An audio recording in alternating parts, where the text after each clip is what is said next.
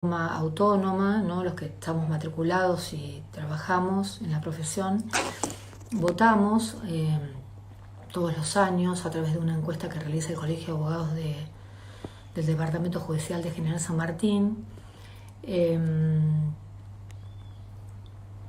Votamos a los abogados, a los jueces y juezas que consideramos que están trabajando con idoneidad y bueno, entre otras preguntas que nos hacen, ¿no? Como es la atención en mesa de entrada, la resolución, los tiempos. Y el doctor ya hace 11 años que saca el primer puesto. Tiene una forma de trabajar bastante rápida. Ustedes saben que muchas veces la inmediatez en las resoluciones es, digamos, lo más importante.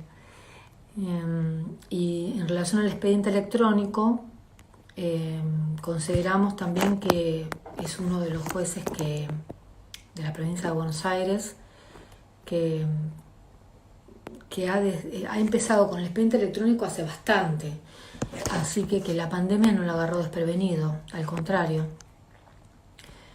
Es un juez que toma audiencias virtuales por semana en cantidad. El año pasado nos ha comentado que ha tomado audiencias con personas que están en Paraguay, o ha hecho pruebas con geolocalización. Ahí está el doctor, ahí lo veo, ahí para conectarnos. Ha realizado Hola, ¿qué tal? ¿Qué tal, doctor Pablo Maresca? ¿Qué tal? ¿Todo bien? ¿Cómo están? Muchas gracias por la invitación, por la presentación. Bueno, estábamos hablando un poco con los participantes y los colegas que están en Instagram, que son bastantes, son casi 70 personas que están en el vivo, se van sumando. Tengo eco. A ver si puedo ¿Se escucha bien? solucionarlo. Bueno, Paulo, un poco de tu gestión, de aquellos que te conocemos, que litigamos. Sabemos que vos hace ya más de 30 años en la justicia, ¿no? Sí, un poquito más de 30 años. Bueno, te agradezco la presentación. Sí, hace muchos años que venimos pujando por la digitalización de los procesos, el expediente electrónico, y también hemos presentado propuestas en la Corte, en la Suprema Corte de Justicia hay un banco de buenas prácticas judiciales. En 2012 hice una presentación respecto de una forma de trabajo específica en el Sí. desarrollo de los procesos que se llamaba reducción de costos, reducción y simplificación de costos procesales, y que tenía que ver con la aplicación de todos los principios procesales con la finalidad de reducir esos trámites, todos esos trámites innecesarios que se multiplican. Con la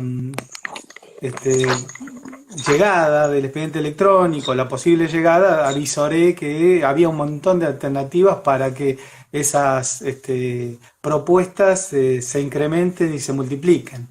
Aquel proyecto de 2012 fue auditado y validado por la Suprema Corte en cuanto a su eficiencia, y nos dieron un reconocimiento también. O sea que son Sí. muchos años que, bueno, generalmente con el apoyo de los profesionales hemos podido avanzar, porque, bueno, todas este tipo de modalidades novedosas por ahí tienen sus dificultades, ¿no? Y entonces todo ese apoyo de reconociendo la actividad nos dio a nosotros la posibilidad de seguir y de incrementarla, ¿no? Y como decías bien, con el tema del expediente electrónico, ¿no? Yo creo que alguna vez te lo he comentado del dispositivo token, ¿no? Que conocemos, es tan común ahora para nosotros el trabajo. Yo tengo un token con un certificado electrónico del año 2003. O sea que son Claro. 18 años que teníamos ya la posibilidad de utilizar esa tecnología, pero lamentablemente los retrasos fueron considerables e impidieron el avance, ¿no? Que ahora vemos el avance que es tan sustancial, ¿no? Sí, la También como diferencia. decías, sí, Sí, sí, sí. Las sí, diferencias que uno advierte con los juzgados que están trabajando de esa manera y aquellos que no lo están. claro. Evidentemente para la digitalización, como estaba planteada y con las obstrucciones que había, porque imagínate que hay resoluciones, acuerdos que ha tomado la Suprema Corte, donde en definitiva impedía avanzar con el expediente electrónico porque había presentaciones que no son de mero trámite, entonces los abogados tenían que hacerla en papel. Y bueno, si sosteníamos la vigencia del papel, era imposible que llegáramos a una digitalización total, ¿no? Nosotros tomamos otro camino hace más de 5 o 6 años, donde permitimos una serie de actividades que ahora han sido todas corroboradas y por eso también el tema que nos convoca es que hay novedades que son, que bueno, que por ahí los profesionales no las tienen tan presentes algunas porque evidentemente la vorágine de la actividad no nos hace detenernos, a ver qué otra forma hay, qué otro reglamento, pero no hace mucho se dictó un nuevo reglamento que va a aglutinar tanto lo que es presentaciones y notificaciones, porque notificaciones teníamos el acuerdo 3845 que es del año 2017 y para Sí, presentaciones teníamos el acuerdo 3886 del año 2018, entró en vigencia el 1 de junio. Estos dos acuerdos se ven modificados por el acuerdo 4013, que estaría derogando. Estaría porque está vigente, pero está en un impasse el acuerdo 4013. El acuerdo 4013, que es de abril, sufrió modificaciones inmediatas con el acuerdo 4016 y a su vez hubo un texto ordenado de la resolución 14 de la Corte. Imagínate, ¿no? Hay evidentemente reforma tras reforma, cambios sobre cambio. Y a su vez sí, sacaron una resolución 15 que invitaba a los funcionarios, magistrados, a intervenir activamente en un plazo de un mes para hacer aportes. Con lo cual vamos a tener en lo inmediato otra normativa que establezca la forma. Pero las formas ya creo que están bastante definidas, ¿no? Creo que tanto en el ámbito nacional, ¿no? Yo me es, refiero puntualmente al ámbito de la provincia de Buenos Aires porque yo creo que ha sido precursora en un ámbito donde tiene un sistema con un sitio web seguro para presentaciones y notificaciones con firma digital, o sea que cada usuario está logueado y tiene un certificado digital y se verifica con claves. Y bueno, eso hace a la seguridad, ¿no? Y a la posibilidad de tener siempre depositadas ahí sus notificaciones y sus novedades. Y a su vez está la MEP, la mesa de entradas virtual, y bueno, la página de la Corte. Creo que hay toda una serie de elementos de recursos tecnológicos que nos permiten ahora el avance real sobre el expediente electrónico. Y a su vez es evidente, ¿no? Isabel, que la pandemia dio la estocada final, dio el impulso final y avanzó. Por supuesto que, y me lo vas a plantear, hay dificultades, hay es, diversas posiciones, pero ten en consideración que cómo habrá sido el avance de la Corte en toda esta materia, que el año pasado, el día 28 de abril del 2020, se dictó el acuerdo 3975, que establece a partir de esa fecha, en realidad es del 17 de abril, establece a partir del 28 de abril la existencia del expediente digital. Es decir, ergo, se acabó el expediente papel, no existe más el expediente. Sí continúa, ese es el artículo 11 del acuerdo 3975, sí continúa el expediente mixto, que sería aquel que hasta esa fecha, si bien yo entiendo que deberíamos retrotraernos a 2018, pero supongamos que desde esa fecha hacia futuro es expediente mixto, que es el artículo 18. ¿Qué nos había pasado a nosotros cuando llegamos a la pandemia?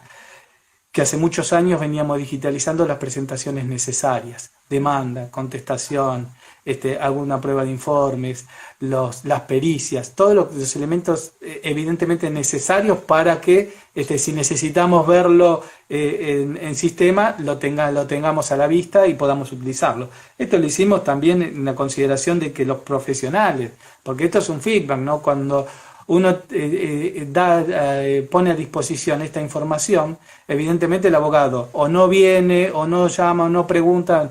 Bueno, y esto no es de ahora, ¿no? Cuando entramos con sistema en la provincia de Buenos Aires, en el año fin del 96, 1997, los que estaban impulsando en aquella parte la utilización de sistemas, ¿no? Porque hasta ese momento teníamos máquinas de escribir, decían esto, ¿no? Que era, si se ve en el sistema todo lo que se refleja en el expediente papel, los abogados no van a ir a la mesa de entrada. Lo caótico que ha sido el trabajo profesional, ¿no? Durante tantos años, de ir a hacer extensas colas, para ver si podíamos ver el expediente, se podía ver el expediente, si estaba o no estaba en letra, dejar nota, ir martes y viernes. Realmente una actividad titánica, ¿no? Y bueno, yo siempre pensé desde hace mucho que todo eso se podía mejorar, todo ese, porque en definitiva es un servicio de administración de justicia, podría ser todo mucho más eficiente, más rápido, más ágil para todos, ¿no? Para todos los que conformamos los operadores judiciales, ¿no? Sí, sí, sí, sí. Bueno, Paulo, en relación te agrego una cosita porque para redondear y después vamos sobre temas. Claro, ¿qué pasó? La pandemia en marzo nos encontró con mucho o casi todo digitalizado, salvo que sea algo muy viejo, y con la actividad a todo vapor, y tuvimos que frenarnos.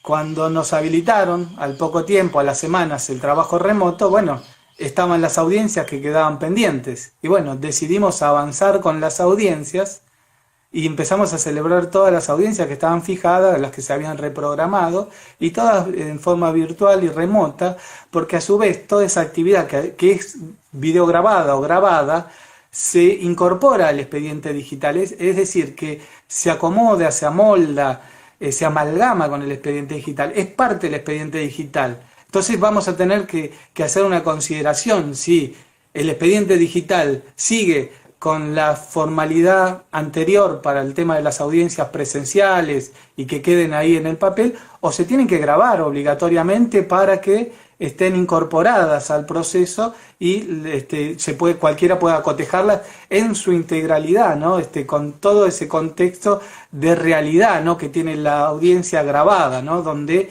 no hay interpretaciones, sino que está expresamente lo que las partes, los testigos, los peritos expresan en ese momento. Por eso creo que lo más adecuado es que todo vaya a desencadene en una actividad virtual y que se incorpore al expediente. Entonces pudimos hacerla. Hasta la actualidad hemos superado las 350 audiencias virtuales de todo tipo de actividad. No hay ninguna, hasta hemos hecho más de 10 reconocimientos judiciales con reconocimientos judiciales. Comentar eso. Sí, es muy interesante porque comúnmente se lo denomina de inspección ocular, ¿no? Yo siempre resalto que en realidad el término correcto es reconocimiento judicial, en los artículos 478, 79 del Código Procesal, y lo que establece es el contacto directo del juez con cosas, lugares, objetos del proceso para verificar las condiciones, características. Y en general, esta actividad, según el tipo de proceso, se delega a algún funcionario juzgado, el secretario o algún auxiliar letrado. ¿Por qué? Y por el cúmulo de actividades. Sin embargo, nosotros pudimos hacerla en forma virtual, ¿no? Hacemos, en algunos casos, geolocalización, que es, o georreferenciación, que es referenciación de coordenadas geográficas, es donde la persona que está en el lugar con un celular se puede verificar que se encuentra en ese lugar, en esas coordenadas, y queda constancia también en sistema. O se puede hacer también con capturas de Google Maps donde se verifica el frente. Entonces lo que hacemos es un recorrido virtual del inmueble, del lote, del lugar, el que fuere, desde el ingreso. Entonces verificamos y a veces compartimos lo que dice Google, la pantalla de Google Maps, con lo que estamos viendo en el momento que se está grabando. Y después vamos con indicaciones de juzgado, se va verificando los lugares y condiciones. Eso queda grabado, está el juez, están los funcionarios. Es un acto que sobrepasa cualquier actividad actual, y eso sin movernos del lugar donde estemos. No hace falta estar en el juzgado, puede estar en el domicilio. De hecho, así lo hacemos permanentemente, ¿no? ¿Por qué? Y también porque estamos en una situación donde tenemos una situación de pandemia que ha recrudecido y donde la Corte no hace mucho, hace pocos días, ha reiterado, y creo que es la resolución 526 o una semejante, porque ha sacado un montón en el mismo sentido, donde insta a los jueces a utilizar todos los recursos tecnológicos disponibles a los fines de evitar toda actividad presencial. Porque los contagios son cada vez más frecuentes. Entonces, hasta reducir las burbujas, lo que tiene la posibilidad de burbujas.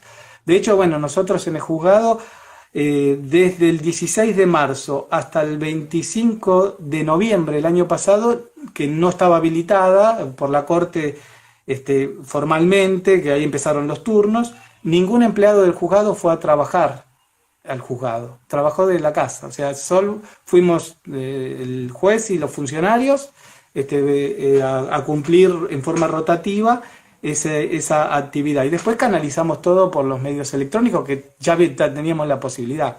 Pero actividades como esta, que te digo que es súper eficiente y que queda ahí para verlo, cualquier persona puede verla en la historia, que quiere cualquier letrado que pueda ingresar en el futuro para chequear la actividad, bueno, no solo de esta el reconocimiento judicial, sino de cualquier actividad.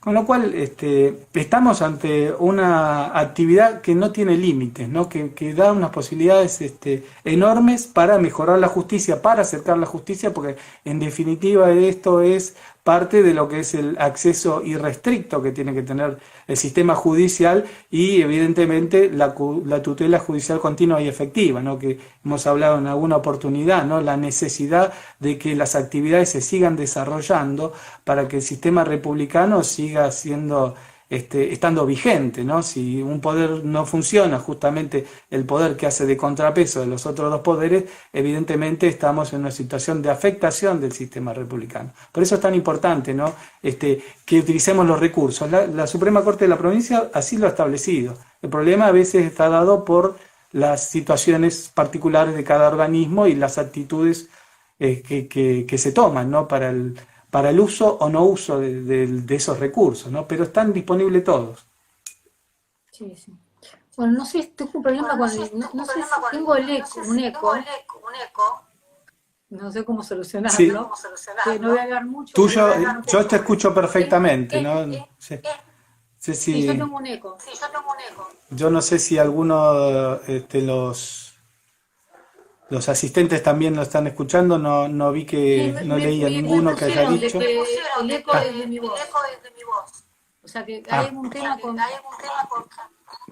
Claro, yo a ver si estoy bajando. Hola. El volumen puede ser. Perfectamente, te escuchamos sí, ¿no? bien. Ahora sí, ¿no? Sí, muy bien. Bueno, yo no lo escucho, el eco. Sí. Bueno, y evidentemente estas actividades están para realizarse, son posibles, ¿no? Entonces, instamos, ¿no? Yo siempre lo que vengo instando y haciendo cursos, charlas desde hace más de 10 años de expediente electrónico para profundizarlo, ¿no? El expediente electrónico trae transparencia a los actos, eficiencia, celeridad, o sea, está todo a la vista. El año pasado, en el transcurso del año, ya casi a fin de año, me decía un letrado, ¿no? Que había terminado una sucesión en 3 meses o un poco más de 3 meses. Y no era en mi juzgado, lo resalto porque era en otro organismo. Es decir, independientemente que aquellos organismos no estuvieran tan digitalizados, sí es que la posibilidad de iniciarlos en forma electrónica y continuarlo de esa manera, realizando todos los actos, evidentemente genera esta celeridad que menciono y que se da en este caso, ¿no? O sea, que pudo avanzar, sobre todo en las sucesiones, que eran la mayor parte de los procesos que se iniciaron el año pasado, pues darle celeridad y rapidez. Y los juzgados entendieron que evidentemente ese era el camino. Hay algunas dificultades, por supuesto, y las novedades que decía que para concentrar el tema de las novedades, tenemos un acuerdo del 3.989 de 23 de diciembre que ha tenido alguna modificación, pero que establece una dirección de un registro de direcciones electrónicas, algo que nosotros venimos ya pidiendo hace mucho, para poder hacer inmediatamente que se inicia un proceso las notificaciones en forma directa a esas personas jurídicas en general.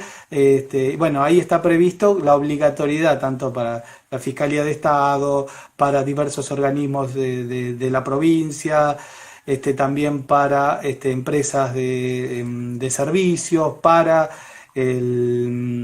por ejemplo, las aseguradoras, los municipios, bueno, y no solo para requerir información, o sea, prueba de informes, si se quiere decir, o también para traslados de demanda, con lo cual la rapidez no tiene. Ayer me comentaba una ex alumna y que también ha sido ex empleada del juzgado, que también en el juzgado donde ella está actualmente, también ve esa rapidez que le notificaron a la aseguradora y a los 2 días contestó la aseguradora. Esto yo lo venía viendo hace muchos años de la práctica que nosotros teníamos, ¿no? De actos que nosotros realizábamos. Y este acuerdo es muy importante también porque prevé algo que los letrados no están tan al tanto, ¿no? Que es la constitución de un domicilio electrónico para las partes, para quien está en un proceso judicial. Está en el artículo 7º de este acuerdo, pero se establece, está un poco confuso en alguna medida porque se establece casi para la mediación, porque dice que el requirente tiene que constituirlo y denunciarlo, ¿no? Ante el mediador, y a su vez también el mediador tiene la obligación del requerido hacerlo cumplir con esta denuncia e inscripción. Uno ingresa a la parte de registro de domicilios electrónicos en la página de la Suprema Corte y hay un formulario donde lo puede llenar y se le otorga un domicilio electrónico, que no es lo mismo que el token, el certificado electrónico, sino que va a tener otro tipo de seguridad. Pero sí, cualquier persona puede tener, si quiere, un domicilio electrónico, aún si no tiene un proceso judicial. Esto es muy interesante porque también hace a esto de la apertura. Ahora, ¿qué pasa? ¿Qué establece el artículo 7º? Que esto tiene una permanencia de 6 meses desde terminada la mediación, desde aprobada, homologada la transacción o el acuerdo de mediación o rechazado. Bueno, eso de los 6 meses es algo muy raro, ¿no? Evidentemente, si alguien se presenta con un domicilio, es para todo el tiempo del proceso, ¿no? Porque el problema es después. El problema es después, yo siempre digo, termina un proceso, regulamos en horario, pasaron varios años y el actor carga con las costas, de alguna incidencia o del principal. Y bueno, y ahí entran a buscarlo, sobre todo los mediadores, y no lo encuentran. Y el domicilio no está, ya el domicilio que denunció no es. Y ahí son el tiempo que se demora para poder instar el cobro de honorarios. Ya el honorario no es tan firme. Cuando alguien que se presentó estuvo a derecho, bueno, tiene que tener un domicilio donde se puedan evidentemente realizar las notificaciones. ¿Qué prevé el código? La ley, el acuerdo que si no lo constituyen o no lo denuncian, se tiene por constituido en el del abogado que lo representa. Y la pregunta es, ¿por 6 meses? ¿Por la duración de todo el proceso? Bueno, son esas cuestiones que evidentemente hay que zanjarlas, pero es algo muy interesante porque nosotros, en ese caso, veníamos pidiendo un mail oficial, algo mucho más allá, ¿no? Casi que el mail sea un atributo de la personalidad, que haya una plataforma oficial de la República Argentina, por supuesto, donde tengamos acceso a esa información. Hay mucho, bueno, esto, sí. ¿Vos tus parlantes los tenés? ¿Tenés parlantes conectados? No, tengo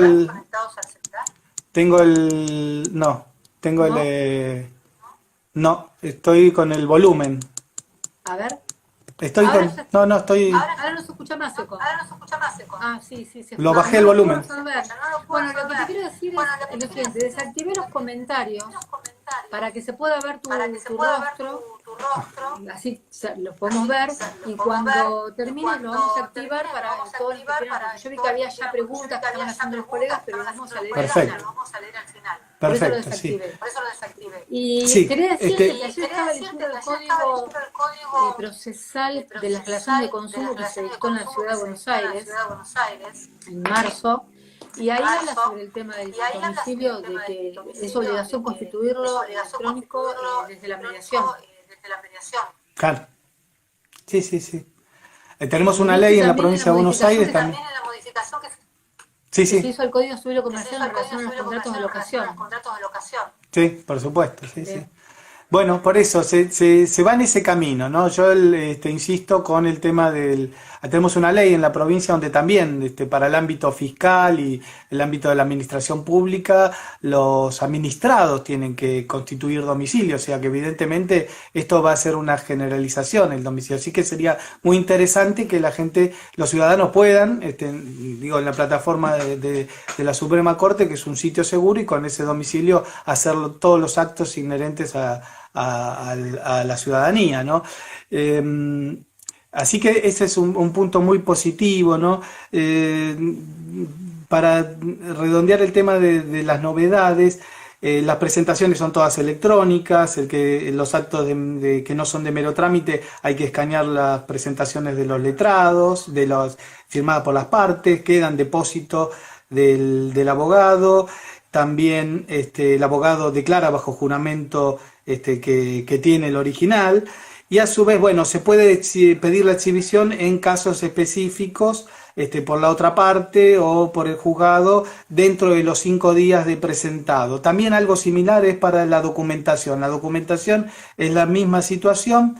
Queda como depositario el letrado. Si no hay cuestionamiento dentro de los 5 días, se tiene por presentada, pero se puede requerir, en el caso de la documentación, en la etapa probatoria, ¿no? Cuando si ha sido cuestionada en cuanto a la firma o a la necesidad de exhibición, evidentemente se puede pedir la exhibición como cualquier otro documento que conocemos en formato papel. Esa es la novedad con respecto a las presentaciones, y la novedad con las notificaciones es que la notificación se realiza por los profesionales. La notificación ahora es automatizada. Está la obligatoriedad de la resolución autonotificable, que es esto que nosotros venimos haciendo hace 6 años, ¿no? Por eso digo que se confirmaron nuestras prácticas. Todas las resoluciones es obligación autonotificarla. ¿Qué significa esto? Por ejemplo, se regula honorarios en un proceso que demoró varios años, intervinieron muchos abogados, muchos peritos. Bueno, ahí hay muchas cédulas para hacer y confeccionar. Y yo lo que muchas veces mencionaba era que nosotros, desde esa resolución, notificamos a 10, 12, 15 personas con solo tocar un botón al domicilio constituido electrónico. Pero si dejamos abierta para que las partes realicen la actividad, va a pasar que el que esté más urgido va a traer cédula, va a mandar cédulas, el actor, el demandado, el mediador, el perito. Y esto pasa. Y entonces, porque me lo han comentado muchos letrados, entonces, ¿cuántas cédulas hay? Y uno empieza a mirar por sistema y hay cédula.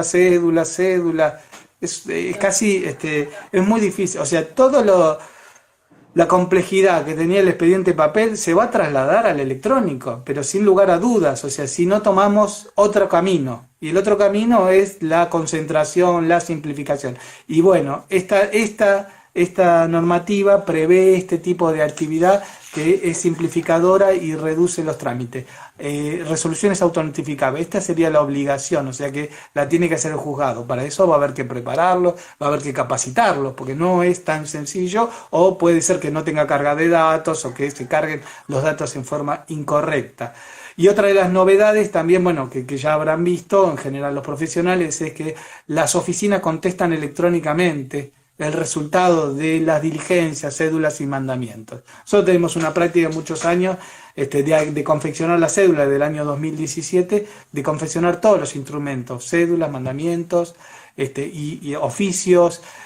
También se incorpora en esta resolución el oficio con código QR, que nosotros hace 4 años que lo venimos haciendo, y evitando que el abogado venga, pero lo hacemos nosotros, ¿no? Está la diferencia por ahí con lo que está programado.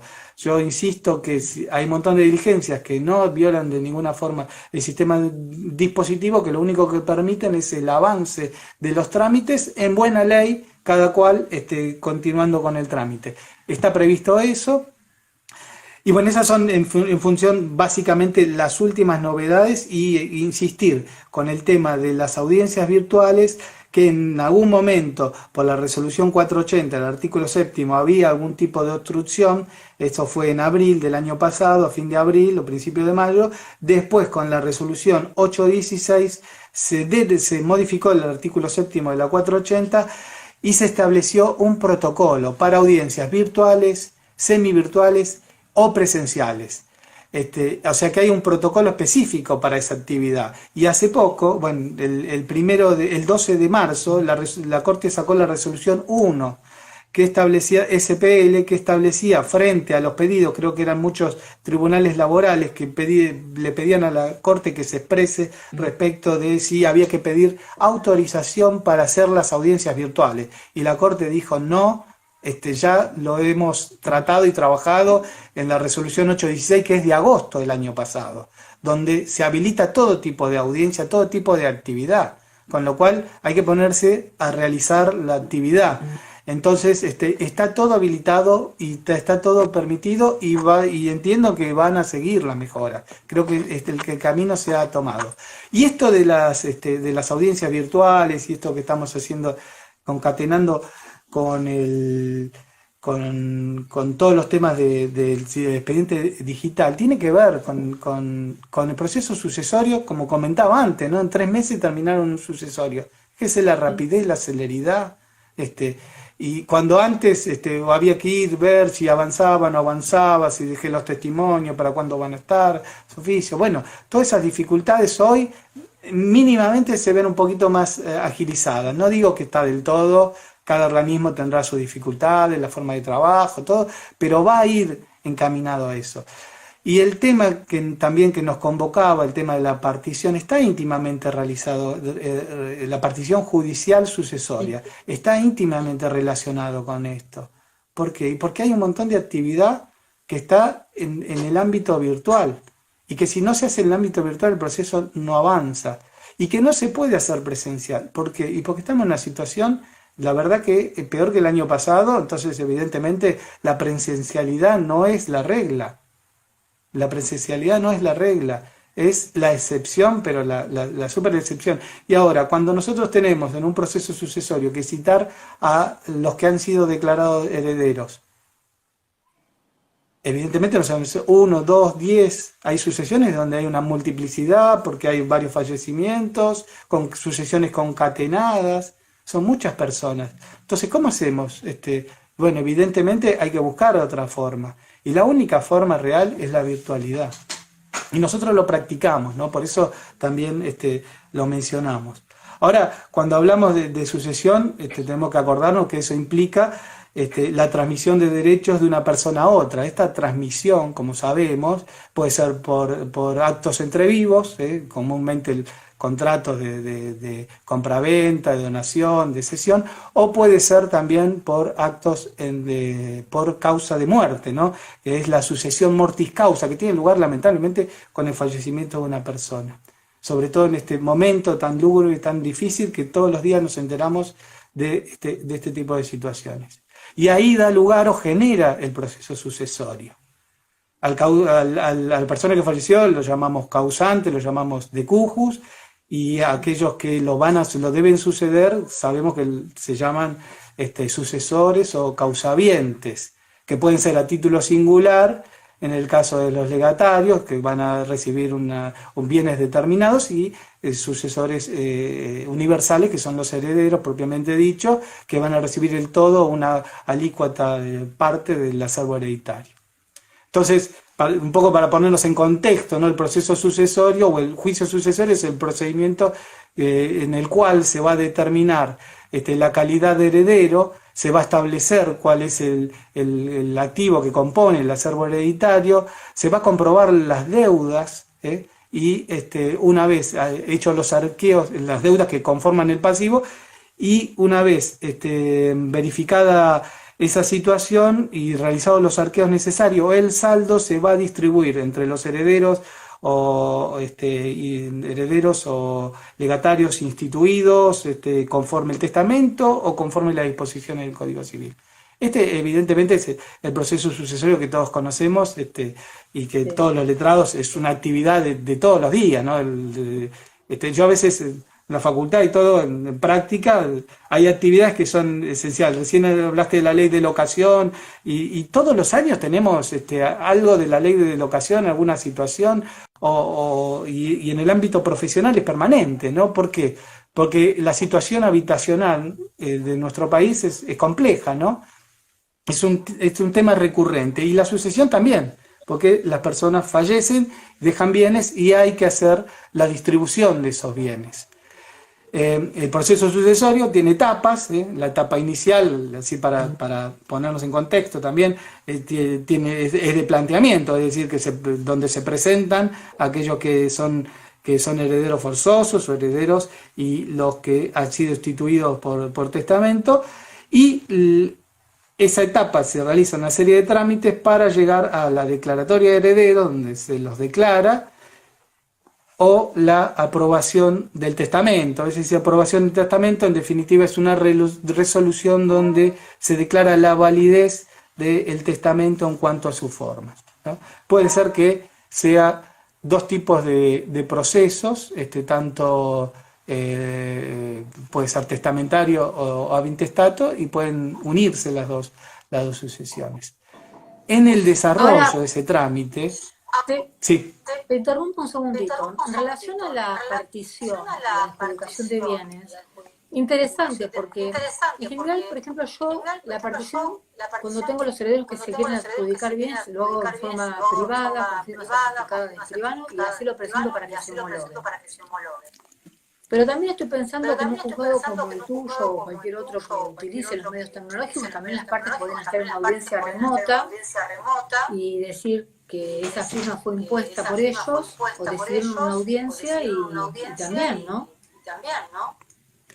Es que es así, sí. Yo justamente te iba a comentar, ¿no? Que el Código Civil de Vélez Sarsfield establecía un sistema binario, ¿no? La partición extrajudicial o privada, y la partición judicial, que es en los casos específicos que estaba arreglado por el artículo 1184 y el 3465, creo que era, y a su vez este mismo sistema parecido ha sido adoptado por el Código Civil y Comercial actual. En el sistema anterior, lo que sí se establecía es un sistema mixto. ¿Qué es lo que vos propusiste?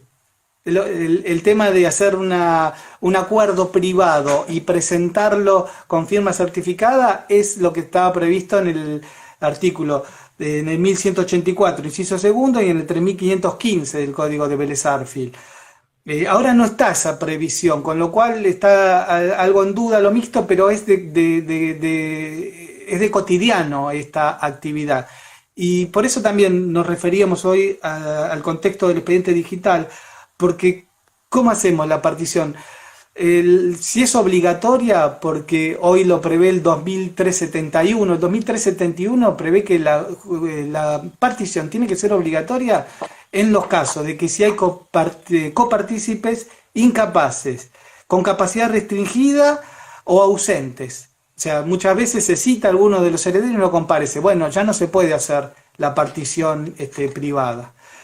También si hay terceros, que pueden ser acreedores, fundándose en un interés legítimo, si eso se oponen a la privada, hay que hacerla en forma judicial. Y también, siendo los copartícipes plenamente capaces, Evidentemente, si no llegan a un acuerdo privado, tienen que hacerlo en forma judicial. El Código Civil y Comercial actual establece en algún contexto la misma situación, ¿no? Que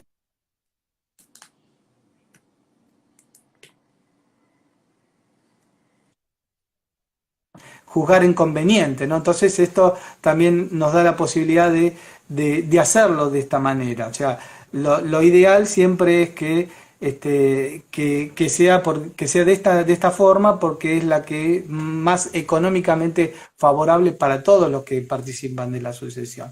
Pero lamentablemente en el proceso sucesorio, no solo, si bien es una cuestión netamente patrimonial o en un aspecto, lamentablemente se empiezan a manifestar toda la historia familiar. Entonces, crea una complejidad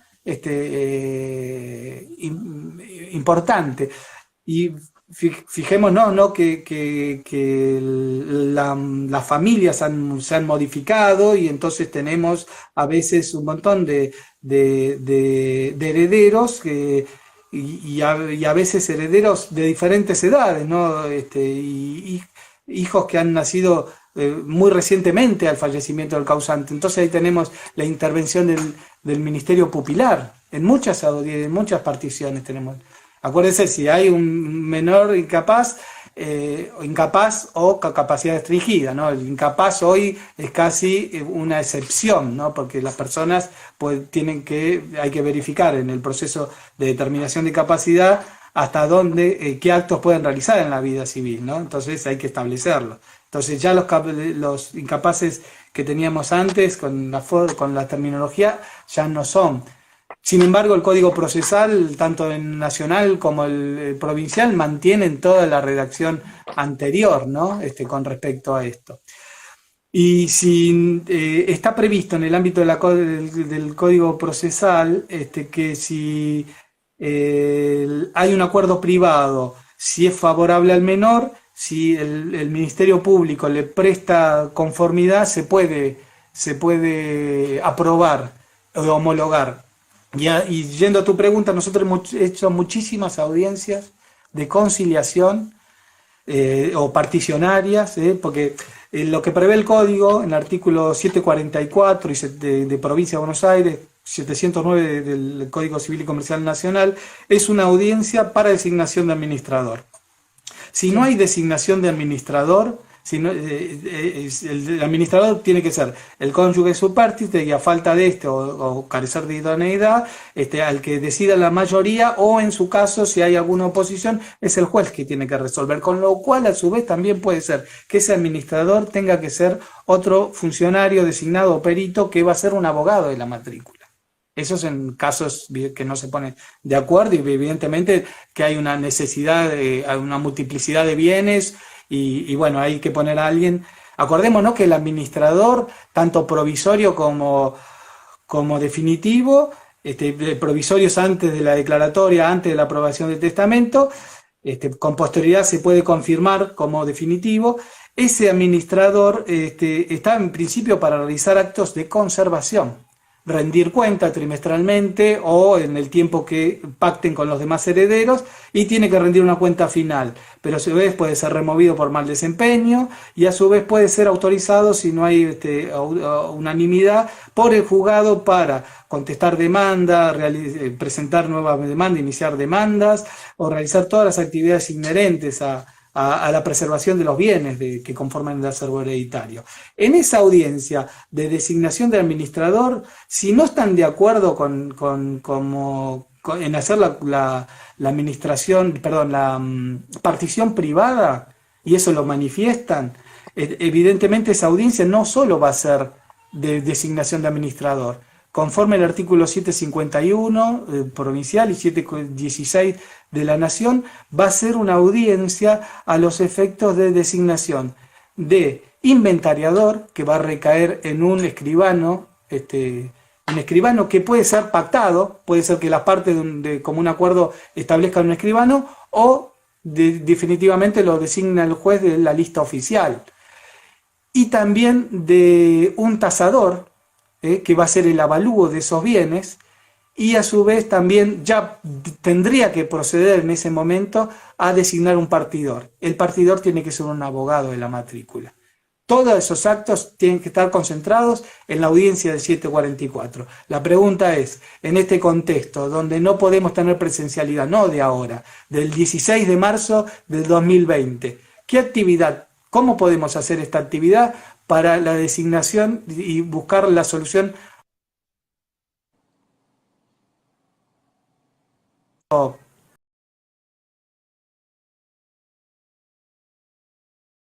secretaría? Se le pedía a las partes, después de identificarla con la exhibición del documento respectivo, que se pidieran respecto del reconocimiento del contenido y de la firma, y bueno, hecho esa actividad, se tenía por ratificado. Y también hemos hecho muchas donde el juzgado, y esto creo que lo tendrán en cuenta los profesionales, el juzgado actuó trabajando en aquella audiencia que era el 744-709 de Nacional, para que las partes se avinieran a un acuerdo particionario. ¿Y por qué? Y porque tenían que ver el contexto. El contexto que en realidad el profesional se lo dice, ¿no? Evidentemente, si no nos ponemos de acuerdo vamos a tener tal o cual problema. Si no nos ponemos de acuerdo, bueno, evidentemente algunos de ciudadanos que están en proceso lo entienden y otros no. Y a veces si el juzgado también le dice cuál es el contexto, cuál es la situación, qué es lo que va a suceder, sobre todo en esa audiencia, ¿no? Que evidentemente no se ponen de acuerdo y hay que ir naturalmente para la designación de estos funcionarios o peritos si correspondiere. Ahora, eso va a generar un costo que evidentemente va a ser de relevancia, ¿no? Entonces hay que ver si hay interés de todos de transitar eso. ¿Qué pasa? Yo decía, muchas veces se trasladan todas las historias familiares, ¿no? Las desavenencias. Bueno, esto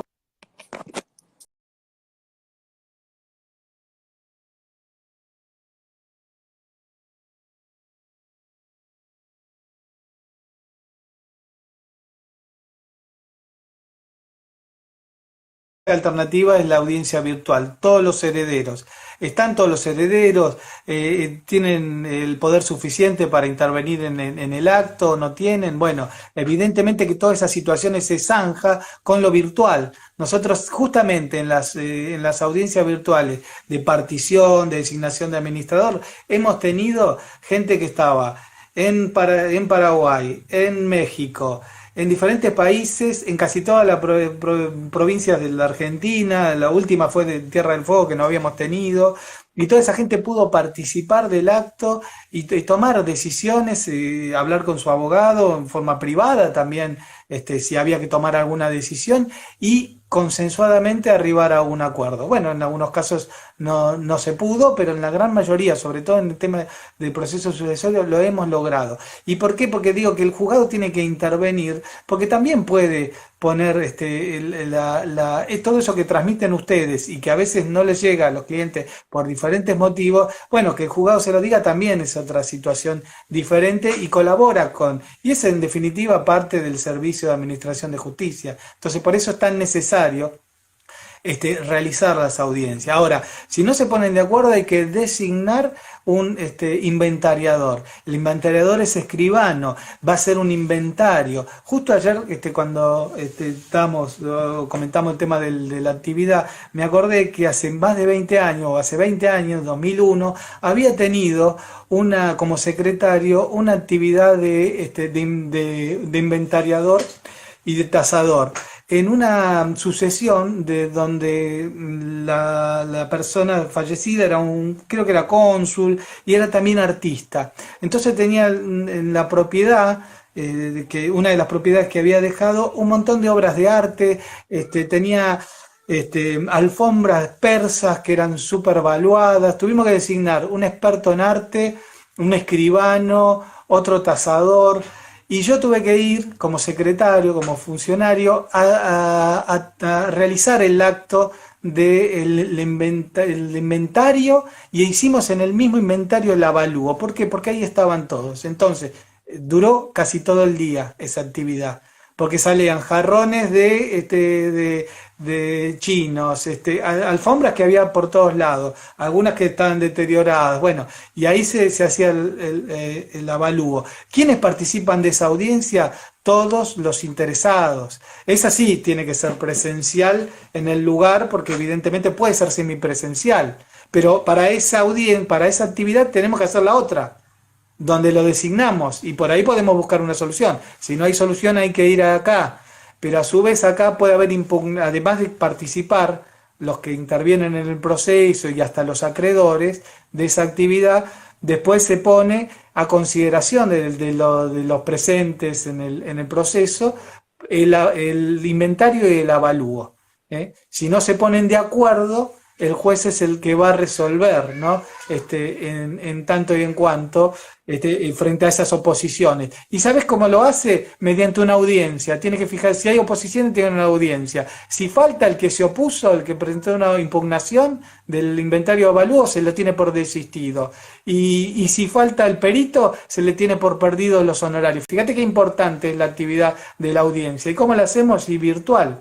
Y lo mismo sucede, yendo más rápido por el tiempo apremia, con el tema del partidor. El partidor, que lo designamos en aquella audiencia del 744, conforme 758, 761, ese partidor tiene que ser un abogado de la matrícula. Y ese abogado de la matrícula va a tener, una vez que esté hecho el inventario y el avalúo, va a ser la cuenta particional, la distribución de los bienes. ¿Qué puede hacer antes? Tomar contacto con las partes, con los herederos, los que tanto pueden ser legatarios, pueden ser herederos forzosos, los sucesores, y evidentemente los puede oír y después tomar la decisión, y para consensuar. Y con audiencia juzgado o algún otro tipo de audiencia privada también, puede ser, no importa. Y después presentar la cuenta particionaria. Se pueden oponer y pueden impugnar la cuenta particionaria. En este caso son 10 días. Siempre, tanto en el caso de la inventario de avalúo, son 5 días, se notifica por cédula. En este caso también se notifica por cédula. Hoy, bueno, con todas estas formas novedosas que hablamos al comienzo. Y el que se opone a la cuenta particionaria, bueno, el juez va a tener que celebrar otra audiencia. Fíjate cuántas audiencias ya mencioné. ¿Y para qué? Para ver cuáles son las oposiciones y dirimir ahí todo lo que sea con la presencia del partidor. Si falta el partidor, pierde los honorarios. Si falta el que se opuso a la cuenta particionaria, ese lo tiene por desistido con costas. Y el juez resuelve. En general, aprueba.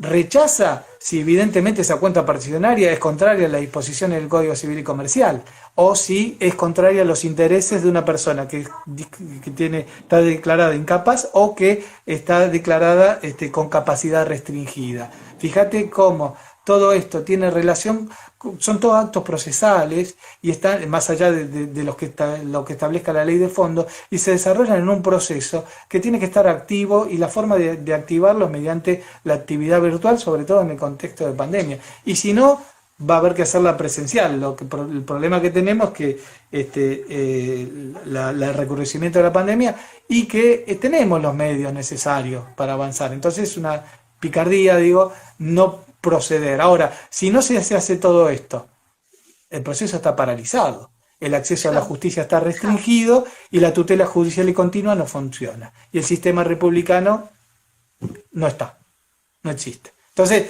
creo que por eso tenemos la necesidad de avanzar y realizar la actividad con los recursos tecnológicos disponibles. ¿Podés en 10 minutos hablarme de subasta electrónica que prometí a los colegas que me preguntaron? Claro. No, el tema de la subasta es algo muy interesante, porque yo menciono siempre, bueno, cuál es la situación, ¿no? Ponemos, cuando se dan este tipo de audiencias, cuando eran presenciales, ahora que son virtuales, ponemos en contexto el tema de la situación y hasta dónde se puede llegar. Porque tanto los herederos que no se ponen de acuerdo a la partición, y que no se puede hacer cuenta particional, porque por ejemplo hay un inmueble solo. Y bueno, si hay un inmueble,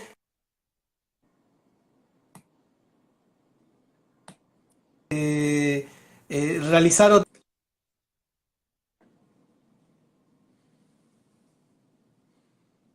siguiente. Bueno, tienen que estar de acuerdo los herederos.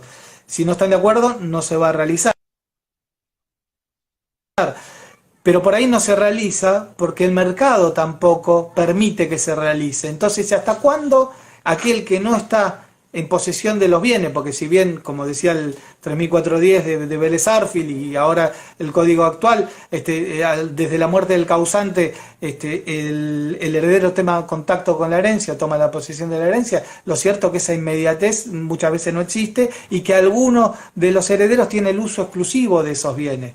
Entonces, bueno, puede haber incidente de canon locativo, puede haber otro tipo de reclamos, pero lo cierto es que si no sucede, van a tener que hacer la partición con la venta en subasta judicial. Lo que menciono también es que nosotros empezamos también, desde el 2018 fuimos los primeros también en San Martín que comenzamos con subasta electrónica. Y lo que obtuvimos es precios más cercanos a los reales. ¿Por qué? Porque la base también la poníamos más cercana a la realidad. No podíamos los 2/3 de la evaluación fiscal, sino que eran los 2/3 de la tasación que mandábamos realizar por el martillero que se designaba a tales efectos. Hay todo un sistema en la plataforma de la Corte. Si uno entra a la página de la Suprema Corte de la Provincia, www.ssba.gov.ar, ahí van a ver que hay un sitio de subastas judiciales donde están todos los inmuebles y todos los bienes, porque son bienes muebles y automotores también y todos bienes registrables, se subastan, y hasta bienes muebles que no son registrables, se subastan públicamente y están a la vista, se pueden observar y se pueden anotar. Entonces yo también vengo insistiendo desde hace mucho tiempo, que esto también es una incumbencia de los profesionales, una incumbencia del abogado. ¿Por qué? Porque en general el abogado dejó a la buena de Dios el tema de la subasta judicial por toda la connotación que tiene la subasta, que la conocemos, ¿no? Que tiene que ver con la actuación de un grupo de personas que todos conocemos como la Liga de rematadores, y bueno, eso generaba todo un impedimento. Nosotros en mi organismo lo que hicimos es, desde el 2008, todas las subastas se realizaban en el edificio de tribunales, en una sala de audiencia, a las 8 de la mañana, y con un montón de recaudos, todos tendientes a limitar la actividad de estas personas, ¿no? ¿Para qué? Para que si hubiera un genuino comprador pudiera, en términos seguros, pudiera ofertar y pudiera comprar, ¿no? Que era la expectativa de todos, porque cuando se venden los inmuebles o los bienes en precios irrisorios, evidentemente esto es una frustración de la justicia, el sistema de justicia. Y esto es en detrimento no de las partes, del acreedor, del deudor que quedó sin nada, sino también del abogado, que a su vez no llega a cobrar los honorarios que estaban previstos si se hubiera vendido bien. Entonces, esto lo he visto durante años, por eso tomé estas medidas al comienzo. Insté desde el año 2012 para que tuviéramos, aunque sea una prueba piloto, de subasta electrónica. Lo logré en 2018. Y bueno, ¿qué hacemos? Poner una base real. Hacemos recorrido también, video con recorrido virtual para que puedan ver el inmueble. Los autos también se ponen en la misma situación. Se pone el link para ver el video en el edicto. O sea que en el mismo edicto sale con el link para ver el bien. En los autos también en el video se prende el vehículo para ver el funcionamiento. Y se lo ve de afuera, como una inspección común. Hay que tener en cuenta que a las inspecciones, a la fecha de inspecciones, no va nadie. O sea que ahora sí lo pueden ver. Esto también es interesante, porque de los automotores no va nadie. Entonces acá sí se puede ver. Fíjense cómo las herramientas tecnológicas nos dan mayores posibilidades, no hay límites. Y la subasta, un poco para señalar, es que los abogados se pueden presentar tanto por supuesto si es no por cuenta propia en una actuación donde intervienen, ¿no? Pero sí se pueden loguear en el sistema y por cuenta propia y como apoderado para intervenir y comprar a nombre de otras personas según se establezca y se autorice. Pueden ser por apoderado, puede ser por... Entonces, digo, esta es otra incumbencia. Porque, ¿qué pasa? El abogado interviene en la subasta.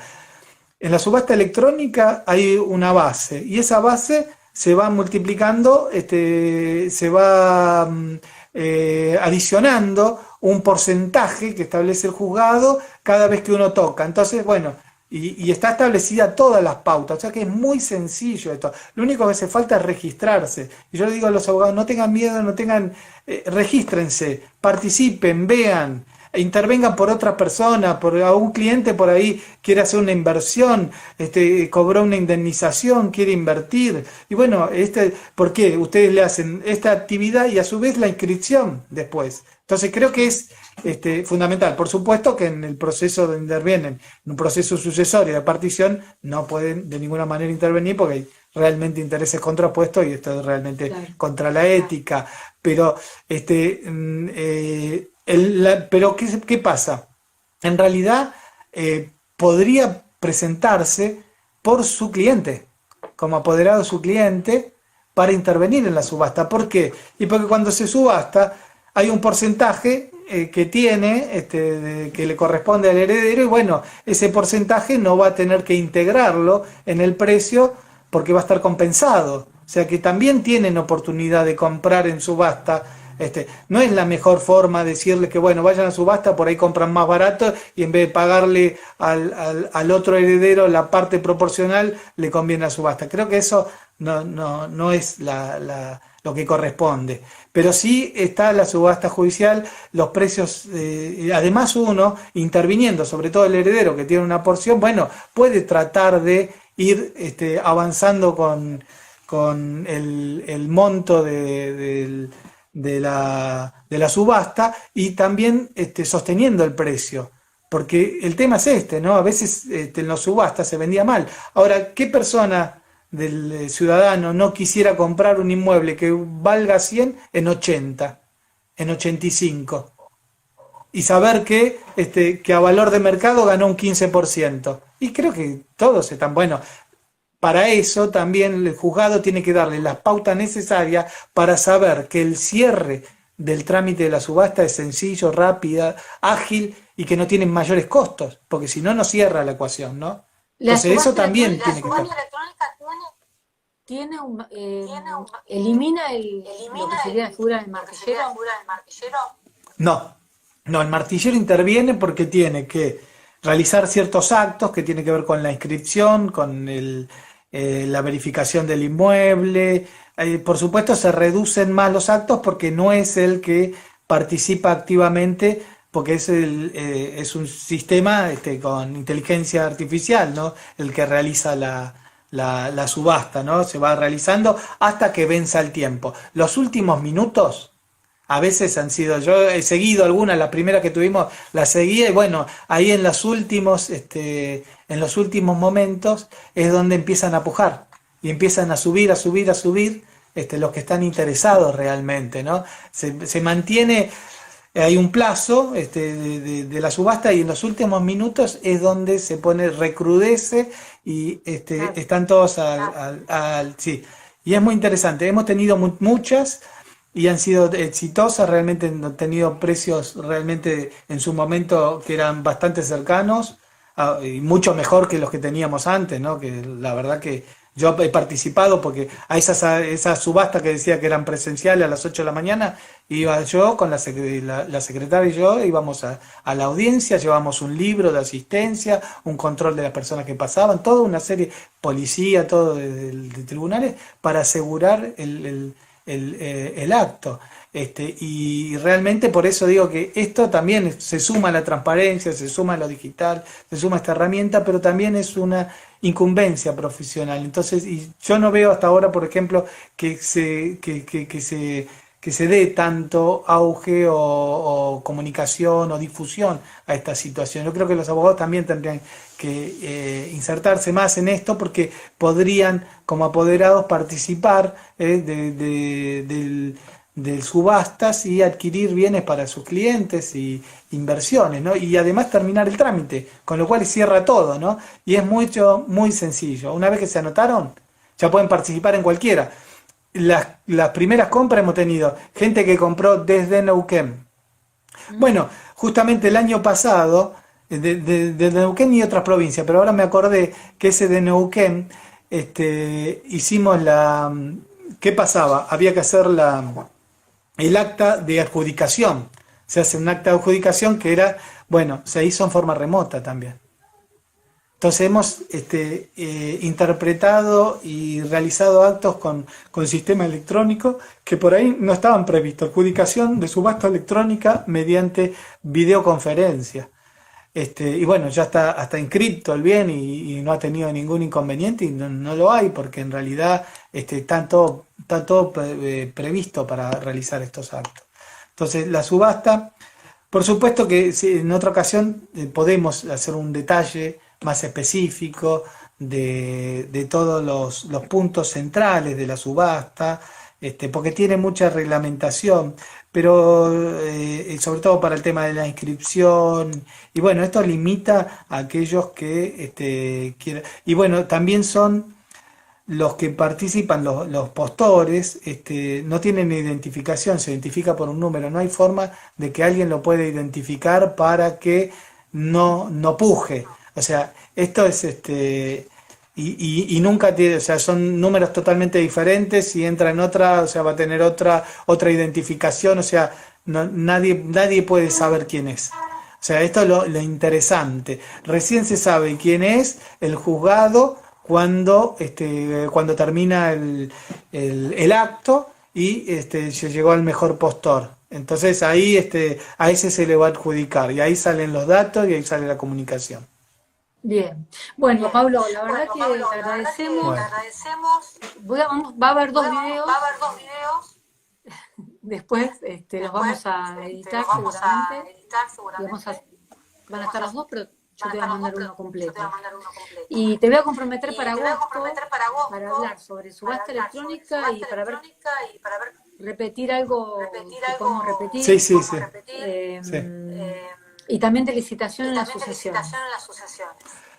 Claro, bueno, ahí está, ¿no? No era el tema de la partición privada, pero bueno, el Código Civil y Comercial introdujo nuevas formas, ¿no? Que no es solo privada, ¿no? Está la licitación,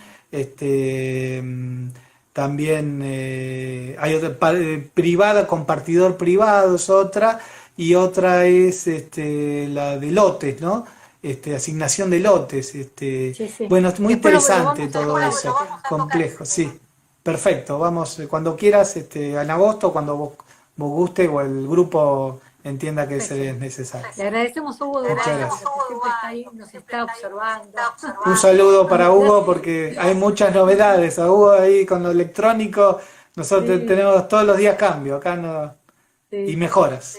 Así que bueno, te agradezco tu tiempo, de vale oro, ¿no? Gracias. Al contrario, no, al contrario. Hasta luego. Gracias. Hasta luego.